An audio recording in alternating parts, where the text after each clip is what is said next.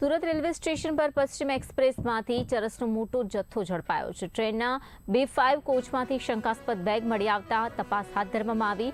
બિનવારસી બેગમાંથી 969 ગ્રામ ચરસ મળી આવ્યું છે। ચરસની અંદાજિત કિંમત ₹2,42,000 હોવાનું અનુમાન છે। રેલવે પોલીસ અને એસઓજીની ટીમે સંયુક્ત રીતે કાર્યવાહી કરી છે। માદક પદાર્થ મળી આવતા સ્ટેશન પર ખળભળાટ મચ્યો છે। અજાણ્યા શખ્સ વિરુદ્ધ એનડીપીએસ એક્ટ હેઠળ ગુનો નોંધાયો છે અને પોલીસે આરોપીઓની શોધખોળ હાથ ધરી છે। તો અજાણ્યા શખ્સ વિરુદ્ધ હાલમાં ગુનો નોંધાયો છે। આ મામલે વધુ તપાસ પણ થઈ રહી છે।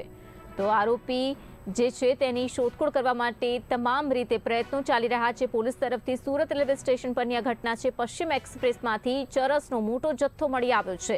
ટ્રેનના B5 કોચમાંથી શંકાસ્પદ હાલતમાં બેગ જણાતી હતી। તે બેગની તપાસ કરતા ચરસનો જથ્થો ઝડપાયો છે। માહિતી આપશે સંવાદદાતા રશ્મિ રાણા। રશ્મિ, જણાવશો જે ચરસનો જથ્થો ઝડપાયો છે, શું રહી છે આખી ઘટના અને પોલીસ તપાસમાં શું વધુ વિગતો સામે આવી છે? જી, જે પ્રકારે જે સુરત રેલવે પોલીસ અને જે છે તે રેલવે એસઓજીને મોટી સફળતા મળી છે। પશ્ચિમ એક્સપ્રેસ ટ્રેનમાંથી અંદાજે 2,42,000ની કિંમતનો 969 ગ્રામ ચરસનો જથ્થો ઝડપી પાડવામાં આવ્યો છે।